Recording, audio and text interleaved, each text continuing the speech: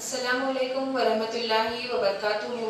صفا Urdu primary school Tahura باغ واگھی road وزیر آباد ناگڑ کی جانب سے پچھلے سال کی طرح اس سال بھی آن لائن تعلیمی پروگرام شروع کیا گیا ہے۔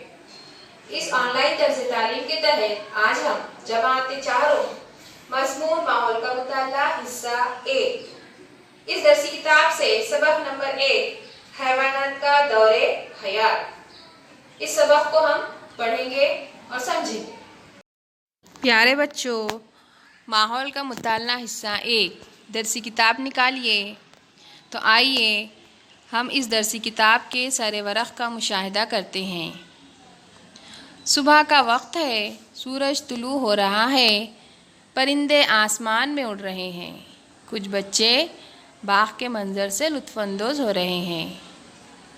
ایک بچے کے ہاتھ میں باغ کا نقشہ نظر آ رہا ہے اور ایک بچی کے ہاتھ میں دوربین ہے جو بڑی دور کے منظر سے لطف اندوز ہو رہی ہے۔ صفا اسکول کے پیارے بچوں، ماحول کا مطالعہ حصہ 1 اس درسی کتاب سے صفحہ نمبر 1 نکالیے، جس پر ہمارا پہلا سبق ہے حیوانات کا دور حیات۔ آپ جماعت صوبہ میں پڑھ چکے ہیں حیوانات یعنی کہ تمام جانور، ان کا دور حیات کے معنی ہوتے ہیں ان کی زندگی کا دور۔ بتائیے تو بھلا، کتے کے پلوں اور ان کی ماں کو دیکھیے، کیا ان میں یکسانیت نظر آتی ہے؟ تو دیکھیے بچوں، یہاں تصویر دی گئی ہے، کتا ہے اور کتے کے پلے ہیں، دونوں میں ہم کو یکسانیت نظر آ رہی ہے۔ یکسانیت کے معنی ہوتے ہیں ایک جیسا پن۔ تتلی اور انڈے سے نکلے ہوئے لاروے کو دیکھیے، کیا ان میں یکسانیت نظر آتی ہے؟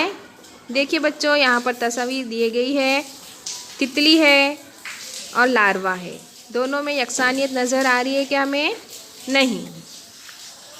بتائیے تو بھلا، مرغی انڈے دیتی ہے، ان انڈوں سے چوزے نکلتے ہیں، کیا بلی کے بچے انڈوں سے نکلتے ہیں؟ نہیں۔ حیوانات کی نشو و نما، بکری کے میمنے اور پوری طرح نشو و نما پائی ہوئی بکری میں کچھ زیادہ فرق نہیں پایا جاتا، بلی کے بچوں اور بلی میں بھی زیادہ فرق نہیں ہوتا۔ بچے ماں کے پیٹ میں نشو و نما پاتے ہیں، ماں کے پیٹ سے ان کی پیدائش ہوتی ہے۔ یہ حیوانات انڈے نہیں دیتے، لیکن کوا، مکڑی، گرگٹ جیسے کچھ حیوانات انڈے دیتے ہیں۔